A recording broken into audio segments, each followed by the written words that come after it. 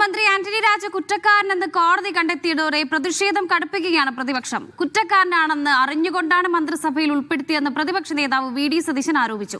കോടതി വളപ്പിൽ യൂത്ത് കോൺഗ്രസ് പ്രവർത്തകർ ആന്റണി രാജുവിന്റെ കോലം കത്തിച്ചു. ആന്റണി രാജു എം.എൽ.എ. സ്ഥാനത്ത് നിന്ന് അയോഗ്യനായതോടെ വലിയ പ്രതിരോധത്തിലാണ് LDF എത്തിച്ചേർന്നിരിക്കുന്നത്.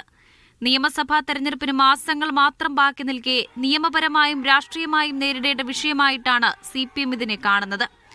ആന്റണി രാജുവിനെ സംരക്ഷിച്ചത് സർക്കാരാണെന്ന് പ്രതിപക്ഷ നേതാവ് വി.ഡി. സതീശൻ കുറ്റപ്പെടുത്തി. അദ്ദേഹത്തെ മന്ത്രിയാക്കാൻ പാടില്ലായിരുന്നു. ഇത് അറിഞ്ഞുകൊണ്ടാണ് പിണറായി വിജയൻ അദ്ദേഹത്തെ മന്ത്രിയാക്കിയത്. എന്തൊരു കുറ്റകൃത്യമാണ് അദ്ദേഹം ചെയ്തത്. വിധിക്ക് പിന്നാലെ കോടതിയിൽ നിന്ന് പുറത്തിറങ്ങിയ ആന്റണി രാജുവിനെതിരെ യൂത്ത് കോൺഗ്രസ് പ്രതിഷേധം സംഘടിപ്പിച്ചു.